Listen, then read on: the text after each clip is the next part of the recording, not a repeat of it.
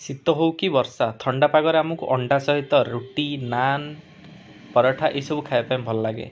ଆଉ ଆମେ ତ ବହୁତ ଥର ଖାଇଛନ୍ତି ପାଳଙ୍ଗର ପନିର ସବୁ ଜିନିଷ ଖାଆନ୍ତି।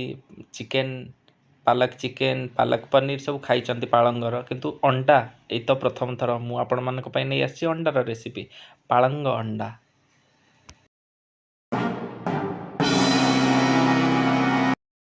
ତାହେଲେ ଚାଲନ୍ତୁ ଆରମ୍ଭ କରିବା ଆମର ଏହି ପାଲକ ଅଣ୍ଡା ବା ପାଳଙ୍ଗ ଅଣ୍ଡା। ପ୍ରଥମେ ଆମେ ଗୋଟିଏ କଡ଼େଇରେ ପାଣି କିଛି ନେବା, ଯେଉଁଟାକି ଗରମ କରିବା।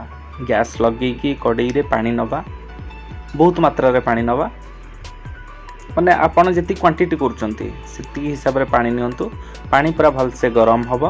ତା ସହିତ ମୁଁ ଆଉ ଗୋଟେ ବାଉଲରେ ଆଉ କିଛି ପାଣି ନେଉଛି, ଯେଉଁଥିରେ କି ମୁଁ ବର୍ତ୍ତମାନ କିଛି ଆଇସ୍ ମାନେ ବରଫ ଢାଳିବି। କାହିଁକି ନା ଆମେ ତ ପାଳଙ୍ଗ କରୁଛନ୍ତି, ପାଳଙ୍ଗର କିଛି ଅଛି କାହିଁକି ଏଇଟା ମୁଁ ୟୁଜ୍ କରୁଛି ଆପଣ ସେତେବେଳେ ହିଁ ବୁଝିପାରିବେ, ଯେତେବେଳେ ମୁଁ କହିବି ଆଉ ସେତେବେଳେ ହିଁ ଜାଣିପାରିବେ।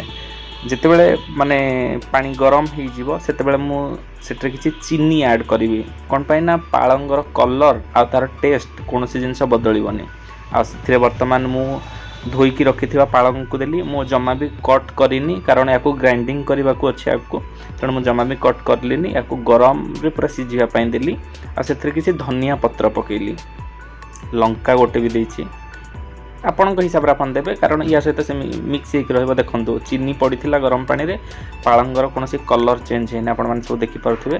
ବର୍ତ୍ତମାନ ଭଲସେ ସିଝିଗଲା ପରେ ତାକୁ ଆପଣ କାଢ଼ି ନିଅନ୍ତୁ, ପୁରା ଛାଣି ଦିଅନ୍ତୁ, ଯେମିତି ଡ୍ରାଏ ହେଇକି ରହିବ, କିଛି ଯେମିତି ପାଣି ଆଉ ରହିବନି। ୟାକୁ ବର୍ତ୍ତମାନ ଆମେ ଗ୍ରାଇଣ୍ଡିଙ୍ଗ କରିବାକୁ ନେଉଛନ୍ତି। ସି ଯେଉଁଟା ବାହାର କଲେ ଆମେ ଦେଖନ୍ତୁ, ସି ଯେଉଁ ବରଫ ପକା ପାଣିରେ ହିଁ ଦିଅନ୍ତୁ। ୟା ଦ୍ୱାରା କ'ଣ ହେବ, ତା'ର କଲର୍ କୌଣସି ଚେଞ୍ଜ ହେବନି କିମ୍ବା ତା'ର ସ୍ୱାଦରେ କୌଣସି ପରିବର୍ତ୍ତନ ହେବନି। ଯଦି ଆପଣ ଏମିତି ନର୍ମାଲ୍ ରଖିଦେଉଛନ୍ତି ତାହେଲେ ତା ଟେଷ୍ଟ ଚେଞ୍ଜ ହେଇଯିବ। ଏଠି ମୁଁ ସିଝେଇକି ଅଣ୍ଡା 10ଟା ଅଣ୍ଡା ନେଇଥିଲି, ମୁଁ 10ଟା ଅଣ୍ଡାକୁ ସିଝେଇକି ଅଲରେଡ଼ି ରଖିଦେଇଛି। ଆପଣମାନେ ବି ଆପଣଙ୍କ ହିସାବରେ ସିଝେଇକି ରଖିପାରିବେ। ତ ଦେଖନ୍ତୁ ବର୍ତ୍ତମାନ ଇଏ ପାଖାପାଖି ଥଣ୍ଡା ହେଇ ଆସିଲାଣି। ୟାକୁ ବର୍ତ୍ତମାନ ପୁରା ଚିପୁଡ଼ିକି ଶୁଖା ଡ୍ରାଏ କରି, ଯେତେ ଡ୍ରାଏ ଆପଣ କରିପାରିବେ ସେତେ ଭଲ। ଆଉ ହଁ, ଆରମ୍ଭରୁ ମୁଁ କହୁଛି, ଆପଣ ଯେତେବେଳେ ବି ଏଇ ଜାଗାରେ ପାଣି ୟୁଜ୍ କରିବେ ଏଇ ରୋଷେଇରେ, ସେତେବେଳେ ଗରମ ପାଣି ହିଁ ଦେଉଥିବେ, ଉଷୁମ ପାଣି। ତ ବର୍ତ୍ତମାନ ତାକୁ ମୁଁ ଗ୍ରାଇଣ୍ଡିଙ୍ଗ କରିବା ପାଇଁ ନେଇଛି, ତ ଗ୍ରାଇଣ୍ଡିଙ୍ଗ କରୁଛି। ଯେହେତୁ ଗ୍ରାଇଣ୍ଡିଙ୍ଗ ଟାଇଟ୍ ହେଇଯାଉଛି, ମୁଁ ସେଥିରେ କିଛି ତେଲ ଆଡ଼୍ କରୁଛି। ଆପଣ ଚାହିଁଲେ ଏଠାରେ ଗରମ ପାଣି ହାଲକା ୟୁଜ୍ କରିପାରିବେ, ନହେଲେ ତେଲ, ମୁଁ ରିଫାଇନ୍ ତେଲ ଏଠାରେ ଆଡ଼୍ କରୁଛି, ଯେଉଁଟାକି ତା ଟେକ୍ସଚର୍କୁ ଭଲ ଦେବ। ତ ଆପଣ ବି ସେଇ ହିସାବରେ କରନ୍ତୁ। ପୁରା ଗ୍ରାଇଣ୍ଡିଙ୍ଗ କରିକି ରଖିଦିଅନ୍ତୁ। ବର୍ତ୍ତମାନ ଆମେ ଯିବା ଆମର କୁକିଂ ପ୍ରୋସିଜର୍ ପାଇଁ। ତ ମୁଁ ଏଠି ନେଉଛି ପିଆଜକୁ ଆପଣ ବଢ଼ିଆ ସେ କଟ୍ କରିଦିଅନ୍ତୁ, ପୁରା ଚୁନା ଚୁନା କରିକି ଆପଣଙ୍କ ହିସାବରେ କାଟନ୍ତୁ। ଦେଖନ୍ତୁ ମୁଁ କେଉଁ ହିସାବରେ କାଟିଛି। ମୁଁ ତ ଏଠି 10ଟା ଅଣ୍ଡାକୁ ତିଆରି କରିବା ପାଇଁ ପାଖାପାଖି ନେଇଥିଲି 200 ଗ୍ରାମ ପିଆଜ। ଆଉ ଏଠି ଗୋଟେ ବଡ଼ ଟମାଟୋ ନେଲି, ତାକୁ ବି ମୁଁ କଟ୍ କରିଦେଉଛି। ତା'ର ସେ ଯେଉଁ ଥାଏ ନା ଡେମ୍ଫ ଏରିଆଟାକୁ କାଟି ଦିଅନ୍ତୁ, ତାପରେ ସ୍ଲାଇସ୍ କଟ୍ କରିକି ପତଳା ପତଳା କରିକି କାଟି ଦିଅନ୍ତୁ। ଦେଖନ୍ତୁ ମୁଁ କେମିତି କାଟିଛି। ହଁ, ତ ଆପଣ ବି ସେଇଭଳିଆ ଏକ୍ଜାକ୍ଟ ସେଇଭଳିଆ କରନ୍ତୁ, କେତେ ବଢ଼ିଆ ଲାଗିବ ଆପଣ ଜାଣିପାରିବେ। ତା ସହିତ ମୁଁ ଏଠି ନେଇଛି କିଛି ଦହି। ଯେହେତୁ ଟମାଟୋ ଅଳ୍ପ ନେଇଥିଲି, ଟମାଟୋର କ୍ୱାଣ୍ଟିଟି କମ୍ କରୁଛି, ଦହି ନେଇଛି। ଦହି ନ ଫାଟିବା ପାଇଁ ମୁଁ ସେଥିରେ କିଛି ମସଲା ଆଡ଼୍ କରୁଛି, ହଳଦୀ, ଲଙ୍କାଗୁଣ୍ଡ, ତା ସହିତ କିଛି ଧନିଆ ପାଉଡ଼ର। ବଢ଼ିଆ ସେ ଫେଣ୍ଟିକି ରଖିଦେଉଛି, କାହିଁକି ନା ଦହିଟା ଫାଟିଯାଏ ନିଆଁରେ ପଡ଼ିଲେ, ତେଣୁ ନ ଫାଟିବା ପାଇଁ ତା ସହିତ ତା'ର ଗୋଟେ ସବଷ୍ଟିଟ୍ୟୁଟ୍ ଅଛି। ମସଲା ଯଦି ଆଡ଼୍ କରିଦେଉଛନ୍ତି ପ୍ରାୟ ଆଉ ଫାଟିବନି ସେ। ବର୍ତ୍ତମାନ ଆମେ ଅଣ୍ଡା ସିଝା ମୁଁ ଚୋପା ଛଡ଼େଇ ନେଇଛି, ସେଥିରେ କଟ୍ ମାର୍କ ଲଗାଉଛି, କାହିଁକି ନା ତା ଭିତରକୁ ପାଳଙ୍ଗର ଫ୍ଲେଭର୍ ଯିବ। ଆମେ ଯେଉଁ ତେଲରେ ଫ୍ରାଏ କରିବା ତା'ର ଫ୍ଲେଭର୍ ଯିବ ଭିତରକୁ, ସେ ପଶିବ, ତ ଅଣ୍ଡାଟା ଆମକୁ ଭଲ ଲାଗିବ, ଗୋଟା ଗୋଟା ଲାଗିବନି। ବର୍ତ୍ତମାନ ପୁଣି ଗୋଟେ ପ୍ୟାନ୍ରେ ତେଲ ଗରମ କରୁଛି। ଆପଣଙ୍କ ହିସାବରେ ଆପଣ ତେଲ ପକାଇକି ଗରମ କରିବେ। ସେଇ ହିସାବରେ ଆପଣ ଅଣ୍ଡା ଯେତିକି ନେଉଛନ୍ତି କ୍ୱାଣ୍ଟିଟି, ତ ସେଇ ହିସାବରେ ନେବେ। ତେଲ ଗରମ ହେଇଗଲା ପରେ ଆପଣ ସେଥିରେ ଅଣ୍ଡାକୁ ଦେବେ।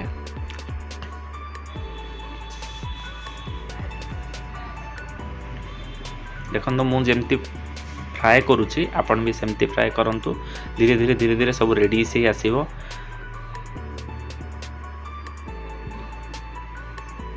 ତ ଏଥିରେ ମୁଁ ବର୍ତ୍ତମାନ କିଛି ଆଡ଼୍ କରୁଛି लंका गुंड आ किछि हळदी गुंड।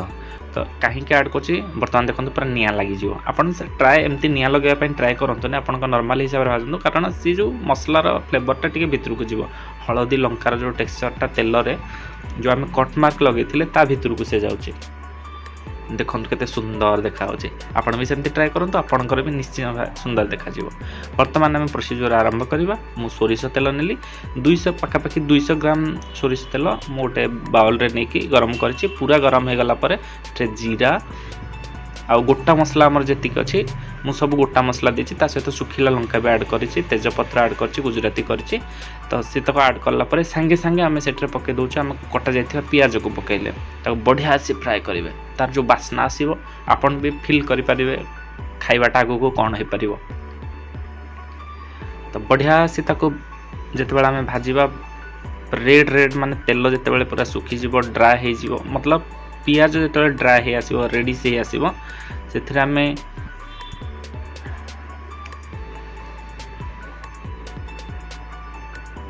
तो सब बेले अपन ट्राए करे चलेबा पई ताको माने पातिया मारुथिबे कारण से बेले बेले लागी जाए पोड़ी जाए गोटे गोटे हुएनी से भाया देखो मुझे जो हिसाब से देखो आपन से हिसाब से देखो से बर्तमान ऐड करवा पियाज हो गलानी तो ऐड करवा काटा आम काटिथिबा टमाटो को बढ़िया से भाजी देला परे तापर आम से ऐड करवा किछि लूण आ अदा रसुण पेस्ट गोटे चामच जमा भी अधिका देबेनी कारण एटे जमा भी अधिका दरकार हबनी आपन सेतिकी देकी पूरा बढ़िया से ताको भाजी हवा पई जे पर्यंत तेल बाहरुछि से पर्यंत तेल न बाहरिछि से पर्यंत आपन ये को ट्राई करंतु देखंतु केमती देखा होछि आपण मान को केमती देखा होछि मु तो कहि परिबेनी किंतु बढ़िया देखा जिवो धीरे धीरे ता सहित मु एटरे देली वर्तमान जो दही आ मसला हलदी लंका गुंड सहित जो ऐड कराइला मसला सेटा देली जम्मा भी छाड़ीनी मु सबू देदेली कहीं ना पानी जहाँ थिला मसला सेटा गोलई की सेटरे देदेली तो आपण मान भी सेमती करंतु आ दही जेहेतु नियारे पड़ले फाटी जाए तेणु हल्का आंच स्लो करके लो फ्लेम रे ताकू दही ढालंतु और घांटंतु जे पर्यंत से मसला सहित न मिसिछि से पर्यंत कारण दही फाटी जीवार बहुत चांस अच्छे वन्स फाटी गला माने सेटा आपन को जम्मा भी भल लागिबन तार स्वाद जम्मा भी भल देखा जीवन। तो एथर आमे ऐड करूचंती एटिरे आमे ग्राइंडिंग करथिया पालंग को देखंतु वर्तमान सुधा भी मोर कोनोसी परिवर्तन हेइनी मु एटरे उषुम पानी देकी जहा थिला भी मो पाखरे बंची जाइथिला पालंगर पेस्ट सेटा को नेकी दे दोचे तो आपन भी से भलिया जम्मा भी छाडंतुनी ताको भल से घांटंतु वर्तमान जे पर्यंत तेल ऊपर को न आसी पालंग मसला एकाठी मिसी जाइनी वर्तमान गोटे बास्ना आसी गलानी आहा कि बास्ना आपण मान को पाखे तो पहुँची पार नथिबो किंतु आपण मान निहाती घरे ट्राए करंतु आ देखंतु ई बास्नार अनुभव आपण करि परिबे आ घर लोक खाइबा को दियंतु आह घर लोक समस्त आपन को प्रशंसा पुति पकेबे घर को गेस्ट आछंती तांको नुआ हिसाब रे किछ करिक दियंतु अंडा तो एमती नॉर्मली समस्त खाती तो एठी मु पुणी ऐड करली किछ गरम पानी ता सहित गरम मसाला किछ कस्तूरी मेथी आपण मेथी ऑप्शनल जदि घर पाखरे अछि आपण पकांतु जदि नाही पकांतुनी ता सहित आमे भाजी की रखिथिबा अंडा को पका हला ताको बढ़िया से घंटे दिया हला बहुत बढ़िया से मिक्स हो जो पूरा फ्लेवर पशिଯିव ताकू भल से घांटंतु आ तापरे ढांकुणी देकी 5 मिनिट पर्यंत लो फ्लेम रे बसांतु आ तापरे गैस बंद करंतु तापरे देखंतु केमती हेछि आहा की बास्ना की टेस्ट आपण निजे कले जानि परिबे।